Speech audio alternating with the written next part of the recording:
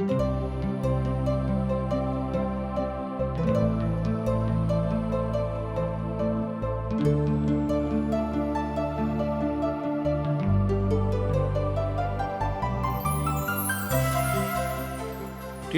India द्वारा प्रस्तुत आशक इजोत कार्यक्रम में अहाँ के हार्दिक अभिनंदन कर रहल छी। परमेश्वर प्रत्येक मनुष्य के भीतर अपन जीवन के श्वास के द देलखिन। यह लेल संसार के सब जीव सब बेसी ज्ञानवान छथि, मुदा जीवन में मानसिक रूप से असंतुलन आ अशांति के बीच जी रहल छथिन। यह लेल अहाँ के बीच सिलसिलेवार बाइबल के अध्ययन अहाँ के सेवार्थ प्रस्तुत कर रहल छी, जाय सँ नीक जीवन जीवा के सही ढंग से अपना लियो। कृपया क देखू आ सुनू, जाय सँ परमेश्वर अहाँ के जीवन जिंदगी के इजोत बनल रहे। आशाक इजोत मैथिली कार्यक्रम में जे अहीं के कार्यक्रम थीक, एहि में अहाँके हम अभिनंदन यीशु मसीह के मीठ पवित्र आ अनुग्रहकारी नाम से कर रहलहुँ हैं। आजुक दिन हमरा सब दोसर इतिहासक पोथी के अध्ययन करब, दोसर अध्याय से लऽ 4 अध्याय धरि। अब सुलेमान ओही तरह अपन जिंदगी में बढ़ि रहल छलाह जेना हुनक पिताजी राजा दाऊद हुनका शिक्षा देने रहनि। अर्थात राजा सुलेमान अब अपन पिताजी दाऊदक जकाँ अपन राजाक उपाय कऽ रहल छथि आर आगू बढ़ि रहल छथि। यह बात कतेक मनभावन थिक कि एक पिता अपन पुतक देखै छथि अतेक नीक, अर्थात कि कतेक नीक हुनक पुत काज कऽ रहल छनि। तहन हम एहिठाम कहब, एक नीक पिता के नीक पुतक जकाँ सुलेमान अपन राजक काज भार सम्हालि कऽ आगू जा रहल छथि। हमरो सभक एही तरहक काज करबाक छै कि जँ मान लियौ अहाँके पिताजी बड़ नीक लोक छथि, अहाँके पिताजीके लोग आदर करैत छथि, तहन अहूँके चरित्र अहूँके संगति एही तरहक लोकक रहबाक चाही। ई नहि कि अहाँके चरित्र एहन भऽ जाय जाय कारणे अहाँके पिताजी बदनाम भऽ जायत आ अहाँक खानदान सेहो लोक कहै कि देखियौ कोन खानदानक धियापुता छथि, हिनक स्वभाव देखियौ कतेक खराब छनि। एहि तरह हमरा लोकनि एहिठाम देखैत छी कि सुलेमान अपन पिता दाऊदेक जकाँ काज कऽ रहल छथि जेना हुनक पिता छलखिन। मुदा हम तऽ कहब कि बहुत बात में वो अपन पिताजी से बढ़ि कऽ काज कऽ रहल छलनि। ई बात आर बेसी खुशी के थिक। अब हमरा लोकनि चलब मंदिरक निर्माणक तैयारी के दिस।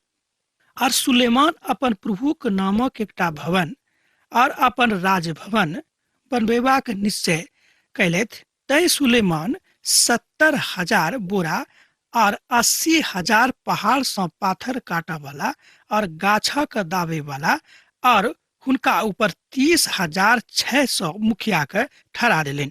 एहि तरह हमरा लोकनि देखै छी कि मंदिर निर्माणक काज आरंभ भऽ जाइत अछि।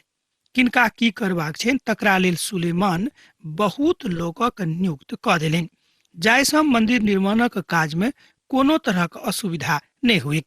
एहिठाम हमरा लोकनि देखैत छी कि हजारों हजार लोकक ओ नियुक्त कऽ देलनि, जाहिसँ प्रभुक मंदिर बने में कोनो तरहक असुविधा नहि हुइक। दाऊदक एहिठाम हमरा लोकनि देखैत छी कि पद चिन्हक दऽ कऽ ओ जा रहल छथि, वा एना कहियो कि दाऊद जेना चलैत रहथिन हुनके पद चिन्ह पर चलि कऽ हुनक पुत्र सुलेमान अपन पिताजी के आ प्रभु के दुनू के बड़ाई चाहैत छथिन। विशेष कऽ कऽ प्रभु के लेल अपन काज कऽ रहल छथि। जेना हमरा सब पछिला अध्याय में सुनलहुँ हैं, पछिला अध्ययन में, कि सुलेमान प्रभु से कहलन कि हे प्रभु अहाँ हमरा ज्ञान आ बुद्धि दिया। कियाक तऽ सुलेमान आर दोसर कोनो वस्तु के नहीं मांगलखिन, मुदा ओ ज्ञान बुद्धि के मांगलखिन। ऐसे प्रभु प्रसन्न भऽ कऽ हुनका ज्ञान बुद्धि दऽ देलनि आ सुलेमान ओही रीति से अपन काजक आरंभ कऽ देलनि। सुलेमानक राजक मुख्य आधार छल प्रभुक मंदिरक निर्माण। एहि तरह बहुत विद्वान सब बात कहै छथिन कि सुलेमानक राजा के मुख्य आधार छल प्रभुक मंदिरक निर्माण। तहन सुलेमान सोरक राजा हुराम के लग समाद पठौलथि, जेना अहाँ हमर पिताजी के संगे व्यवहार कयने छलहुँ हैं, अर्थात हुनक रहबाक भवनक बनेबाक लेल अहाँ देवदारक भेजने छलहुँ हैं, ओही तरह अब हमरो संगे अहाँ व्यवहार करू। एहि तरह हमरा लोकनि देखैत छी कि सुलेमान अपना देशक साथे तऽ करते छलाह, मुदा अपन पड़ोसी देशक संगे सेहो नीक व्यवहार करक इच्छा राखे से हुनका ओतऽ एहि तरहक समाद पठौलथि कि जेना हमर पिताजी के रक्षा करे छलहुँ हेँ, जेना हुनका अहाँ सहायता करे छलहुँ हेँ, ओहि तरह अहूँ हमरो सहायता करू। हिराम दाऊद सँ बड़ प्रेम राखैत रहथि आ अब सुलेमान चाहैत छथि जे हुनको संगे जेना ओ हुनका पिताजीक संगे करैत छलखिन, हुनको संगे एही तरहक व्यवहार ओ करैके। मुदा एही इच्छा से ओ ओतऽ हिरामक ओतऽ ओ समाद पठौलथि। एहि तरह हमरा लोकनि देखैत छी कि राजा सुलेमान अपन पिता दाऊदक जकाँ काज करनाइ आरंभ कऽ दैत छथिन। मुदा एहि तरहक संकेत मिलैत अछि जे हुनका संगे अर्थात सुलेमानक साथ हिरामक किछु बातक ऊपर मतभेद रहनि। एकटा बात एहिठाम हमरा लोकनि सेहो देखैत छी कि सुलेमानक संगे हुनक किछु मतभेद भऽ गेल रहनि, अर्थात तकरा लेल हुनक हाकिम सब अर्थात हिरामा के हाकिम सब जिम्मेदार छलाह। एहिमे सुलेमानक कोनो गलती नहि रहनि, किएक तऽ सुलेमान बड़ स्पष्ट हृदय के साफ मनुख रहथि। जेनाकि हमरा लोकनि पछिला अध्ययन में देखलहुँ हैं कि सुलेमान बड़ सुकुमार मनुख छलाह, तैं हुनका हृदय में केकरो प्रति कोनो तरहक आघात करय वाला मन नहीं रहन। आ जे भवन हम बनावे पछी ओ भवन होइत, किएक तऽ हमर परमेश्वर समस्त देवता सँ महान छथि। एहि तरहक युक्ति सुलेमान अभिव्यक्त कऽ रहल छथि। तहन हमरा सब 5म पदक देखब। आ जे भवन हम बनावे पछी ओ महान होइत, किएक तऽ हमर परमेश्वर समस्त देवता सँ महान छथि। एहिठाम सुलेमान अपन प्रभु के बड़ाई में एहि बातक कहैत छथिन कि जाय भवनक हम निर्माण करावे पछी ई भवन बड़ पैघ होइत, बड़ महान होइत, बड़ चमत्कृत होइत, किएक तऽ हमर प्रभु बड़ महान छथि। हमरा सभक काल में कोनो दिन एहन नहीं भऽ गेल रहै जाहिसँ हमरा लोकनि एहि तरहक बातक कऽ सकी। आ प्रभु के कलिसिया के कोना के महान बनाबैत छथि, प्रभु एहि बातक बढ़ा सकैत रहथि। प्रभु के महिमा में एहि बातक हमरा लोकनि देख रहल छी। आ यह किछु बात अछि जे प्रभु के लोक आ हुनका सँ पृथक कऽ दैत छथिन। मुदा केकर कतेक शक्ति अछि जे हुनका लेल भवन बनबाबेक। ओ तऽ स्वर्ग में मुदा सबसँ ऊंच स्थान में बैसल छथि, बा ओतऽ ओ समावित नहीं छथि। हम की कहब, हुनका सन्मुख में धूप चढ़ेबाक छोड़ि कऽ आर कोनो दोसर मनसा सँ हम भवन बनबाक। एहिठाम सुलेमान प्रभु के महानता के दिस ताकैत छथि। ओ कहैत छथि कि प्रभु तऽ ततेक महान छथि कि हुनका केओ स्वर्गो में समा कऽ नहि राखि सकैत छथि। मुदा एहि धरती पर केओ एकटा मंदिर बना कऽ परमेश्वर के ओहि में समा कऽ तऽ नहिए राखि सकैत छथि। मुदा एहि दुआरे हमरा लोकनि भवन बना रहल छी प्रभु के लेल, जाहिसँ समस्त इस्राएली प्रजा एहि में आबि कऽ प्रभु के लेल गुणानुवाद कऽ सकैत। एकटा विशेष स्थान बनि जायत जाहिसँ प्रभु के संगे ओतऽ जाकऽ हमरा लोकनि मेल मिलाप कऽ सकी। जेना कि उजाड़िस्तानक काल में हमरा लोकनि देखैत छी कि मिलाप वाला तंबू में लोग प्रभु से मिलबाक लेल जाइत रहथिन। अर्थात परमेश्वरक लग अहूँ पहुँच सकैत छी, मात्र यह एकटा बात अछि जतऽ जाकऽ अहाँ प्रभु के लेल बलिदान चढ़ा सकैत छी। एही विचार सँ सुलेमान प्रभु के भवन बनबेबाक लेल स्वयं के उत्प्रेरित कैलथि आ स्वयं के तैयार कैलथि आ समस्त बातक इंतजाम सेहो कऽ देलखिन। बहुत विद्वान सब एहिठाम एकटा बात और कहैत छथि कि हम तऽ कहब कि ई दाऊदक बनबायल मंदिर रहैक। बहुत बेर जहन हमहूँ एहि बातक दिस ध्यान दैत छी तऽ हमरो सब यह देखैत छी कि बात सत्य लागैत अछि, किएक तऽ मंदिर बनाबे से पहिने दाऊद मंदिरक कोन कोन बात लागतै, कोन कोन सामान लागतै, कतेक लोक लागतै, समस्त योजना के बना कऽ दाऊद एहि संसार से विदा भेल रहथि। किएक तऽ पिता परमेश्वर दाऊद के बाजि देने रहथि कि अहाँ हमर भवन नहीं बनबा सकलहुँ हैं, किएक तऽ अहाँ युद्ध करऽ वाला आ सोनित बहाबऽ वाला थिकहुँ हैं। अब हाँ एहि तरह बाजि सकैत छी कि भवन दाऊदे भवन रहै। मुदा सत्य रूपे एहिठाम जे हमरा लोकनि देखैत छी कि सुलेमानक हाथे प्रभु कहलनि कि हमर भवन वएह बनबात, तैं हमरा लोकनि एहि भवनक सुलेमानक भवन बाजि सकैत छी।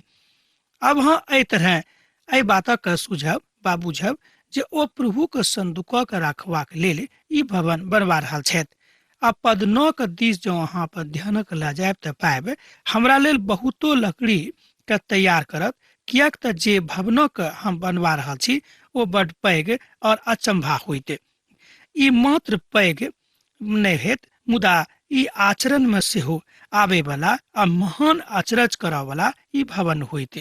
दाऊदा की मनसा रहन कि भवन हम ततेक सुंदर बना देबे जायसँ मनुख जाति जहन एहि भवनक दिस देखता हा तो अचंभा में पड़ जेता कि अतेक नीक भवन के प्रभुक लेल बनौने छथि।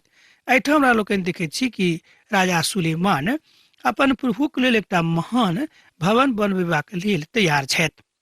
अहाँक दास जे लकड़ी काटता हा हुनका सभक हम 2000 मन गेहूं आ 2000 मन जौ और 9 लाख लीटर दाख मधु आ 9 लाख लीटर तेल देबनि। एहिठाम सुलेमान अपन लोकक मजूरी सेहो एहिठाम कहियो कि नियुक्त कऽ दैत छथि। किनका कतेक मजदूरी मिलतनि तकरा ओ एहिठाम निवारण कऽ दैत छथिन। एहि तरह हमरा लोकनि देखैत छी कि सुलेमानक हृदय में प्रभुक भवन बनबेबाक कतेक उत्तेजना रहनि। आ बाद में एही बातक बतायल गेल अछि जे किछु कालांतर में एहि लोकसँ हमरा लोकनि पाबैत छी वा भऽ जाइत अछि। एना किछु तऽ तथ्य सम्मुख में जरूर आबैत अछि।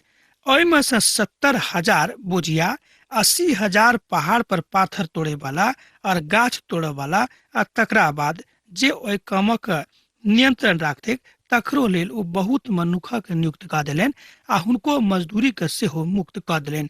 अर्थात किनका कतेक मजदूरी मिलतनि तय बातक ओ एहिठाम तय कऽ देलनि।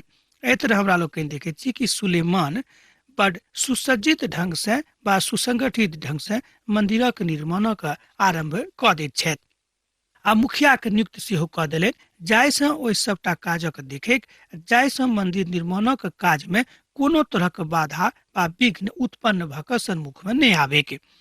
जहन भवन प्रभु बना रहल छथि तऽ केओ बाधा विघ्नक उत्पन्न नहि कऽ सकैत छथि। हमर भाई बहिन, जहन अहाँके जिंदगी रूपी मंदिरक प्रभु बनौने छथि आ जौं तकरा अहाँ सम्हारि कर राखे के इच्छा राखे छी तऽ केओ अहाँके सन्मुख में नहीं आबत। जौं अयबो करत तब प्रभु हुनका नहीं आबऽ देतनि। तकरा बाद हमरा लोकनि आगूक अध्याय में देखैत छी कि मंदिरक निर्माण कोना होइत अछि।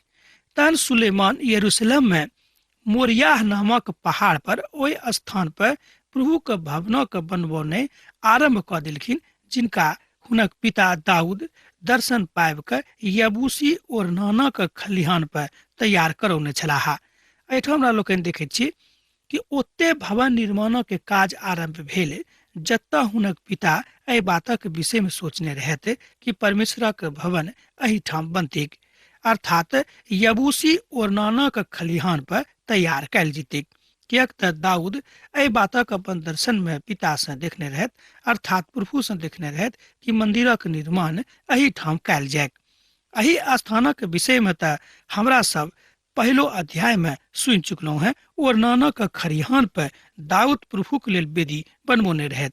एहि बातक अहाँके हम आर एक बेर स्मरण दिया दैत छी कि हुनके खलिहान पर अर्थात ओरनानक खलिहान पर ओ कहने रहलखिन कि हम एहिठाम परमेश्वरक लेल भवन बनबायब, मुदा ओ ओहिठाम हुनका लेल वेदी सेहो बनबोने रहत।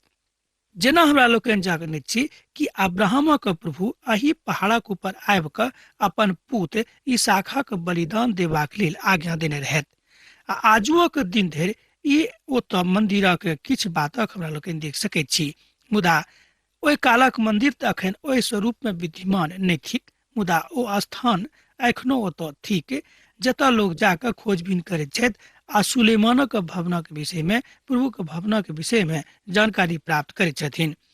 हमर प्रभु परमेश्वर एहि तरह हुनका आज्ञा देलनि आ ओही तरह ओ करनाइ आरंभ कऽ देलखिन। आ परमेश्वरक जाय भवनक सुलेमानक बनबोने रहत ओ यह सब छथि जे अर्थात ओकर लंबाई 27 मीटर आ ओकर चौड़ाई 9 मीटरक रहेक। एहि तरह हमरा लोकनि देखैत छी कि वैज्ञानिक रीतिसँ सुलेमान भवनक लंबाई चौड़ाई के नापि कऽ कि कतेक नमहर आ कतेक चौड़ा ई भवन बनतेक तकरा विषय में एहिठाम जानकारी दऽ रहल छथिन। एहि बातक अहाँ दोसर इतिहासक पोथी तकर 3 अध्याय आ तकर 3 पद में देख सकैत छी। ई मिलाप वाला तंबू से दुगुना पैघ नमहर रहेक, कियक तऽ मिलाप वाला के तंबू के ओतेक नमहर चौड़ाई नहीं रहेक जतेक एहिठाम सुलेमान बता रहल छथिन। अब हमरा सभक और किछु मुख्य बातक दिस अपन ध्यानक लऽ जेबाक अछि। एहिठाम हमरा लोकनि देखैत छी कि एहि करू पाँख में एहिठाम जे बात हुनका संगे भेलेक ओते प्रभुक भवन बनाउनाइ ओ आरंभ कऽ देलखिन। एहिठाम हमरा लोकनि देखैत छी कि पिता परमेश्वर जेना जेना हुनक अगुवाई करैत रहथिन, ओही तरह सुलेमान प्रभुक भवनक निर्माणक काज आरंभ कऽ देलखिन। दोसर इतिहासक पोथी आ तकर 13 पद में अहाँ एहि बातक अभिव्यक्ति के देख सकैत छी। आ जँ अहाँक लग पवित्र पोथी बाइबिल अछि तऽ तकर अहाँ सत्यापन सेहो कऽ सकैत छी। आ ई सब आदेश आ परामर्शक छल। एहि बातक बादो मूसा सेहो मिलाबला तंबू बनबेबाक काल में देने रहथिन, मुदा परमेश्वर मंदिर बनबेबाक हेतु एहि बातक आज्ञा नहि देने रहथि। एहिठाम हमरा लोकनि देखैत छी कि मूसा के सेहो प्रभु बतौने रहथि कि अहाँ कोना के मिलाप वाला तंबू के बनबोबेक, जाहिसँ लोक सब ओहिमे आबि कऽ हमरा सँ भेंट करता है। तकरा लेल नियम आ व्यवस्था सेहो पिता परमेश्वर मूसा के बता देने रहथिन। वही तरह हमरा लोकनि देखैत छी कि तकरा बाद मूसा ओहि व्यवस्था के अपन लोकक बता देलखिन। एहिठाम हमरा लोकनि देखैत छी कि जे बात हुनका हृदय में प्रभु देलखिन, ओहि बातक सुलेमान अपन लोकक बता रहल छथि। ई कोनो बड़का बात नहीं थिक कि हमरा सब प्रभुक लेल काज नहीं कऽ सकैत छी। हमरो लोकनि प्रभुक लेल काज कऽ सकैत छी जँ हमरा सब स्वयं के सत्य हृदय से पवित्रता के साथ प्रभु के सन्मुख में स्वयं के पसोरि देबै कि लिअ प्रभु, हम अहाँ के छी, हम अहीं के सन्मुख में रहब। जाबे देर हमरा सब ई बात नहीं करब, प्रभु के सन्मुख में स्वयं के नहीं परोसब, ताबे देर प्रभु कोना के हमरा सभक ग्रहण करता है। एहिठाम हमर मंतव्य यह थिक कि केतबो नमहर नमहर हमरा लोकनि बाजी, ऐसे तऽ किछु होइत नहि, मुदा जाबे धरि प्रभुक लेल किछु सत्य रूपे हमरा लोकनि नहीं करी। यह मनसा के साथ एहिठाम सुलेमान परमेश्वरक भवनक बनेबाक लेल स्वयं के तैयार कऽ दैत छथि। आ जेना हुनक पिताजी हुनका आज्ञा देने रहनि, हुनको से बढ़ि कऽ ओ प्रभु से जे ज्ञान बुद्धि मांगने रहथि तकरा लगा कऽ हुनक मंदिरक निर्माण आरंभ कऽ दैत छथिन। एहिठाम हमरा लोकनि देखैत छी कि लम्बा चौड़ा रहतै, मुदा मानवीय दृष्टिकोण से तऽ एहि बातक अहाँ बड नीक बुझि सकैत छी। कारण अछि मंदिर बड नीक छल। एहि तरह हमरा लोकनि देखैत छी कि मंदिर बहुत बहुत नीक बनलै, जेना हमरा लोकनि बाद में देखब। आ फेर ओ बीच वाला पर्दा के नीला, बैजनी और लाल रंगक सनक कपड़ा के बनबोलथि और तकरा ऊपर ओ करबुआ के सेहो बैठेलथि। एहि तरह हमरा लोकनि देखैत छी कि जतेक नीक सँ नीक बात ओतऽ भऽ सके, ओहि सबटा बातक सुलेमान मंदिरक अंदर में करैत छथिन। जेना हमरा लोकनि 14 पदक देखबै तऽ पाएब। अहूँ हमरा संगे अहूँ देखियौ 14 पदक। आ फेर ओ बीच वाला पर्दा के नीला, बैजनी और लाल रंगक सनक कपड़ा के बनबोलखिन और तकरा ऊपर करूबा के सेहो करबोलखिन। एहि तरह हमरा लोकनि देखैत छी करूब मानवता और प्रभु यीशु के मानवीय भवनक दर्शाबैत अछि। एहि तरह हमरा लोकनि देखैत छी करूब जे अछि ओ मानवता और प्रभु यीशु मसीह के मानवीय स्वभावक दर्शाबैत अछि। कियाक तऽ प्रभु यीशु मसीह जहन एहि संसार में एलखिन, एहि संसार में जन्म लेलखिन माता मरियम के गर्भ से, तऽ हमरा लोकनि देखैत छी कि हुनका हृदय में अर्थात प्रभु यीशु मसीह के जिंदगी में एकटा मानवीय स्वभाव सेहो रहनि। कियाक तऽ प्रभु स्वयं मनुष्य बन कऽ अयलाह, जाहिसँ मनुष्य जाति के बीच में रहे आ मनुष्य जाति हुनका खूब नीक रीति से बुझे के। प्रभु बता रहल छथि जे जहन प्रभु यीशु के सूली पर चढ़ावल जाइत रहनि, ओ अपन लोकक लेल स्वर्गक द्वार खोलि देलखिन। आ तकरा बाद ओ खंभा के विषय में सेहो एहि बातक जानकारी प्राप्त करबाक अछि हमरा सभक।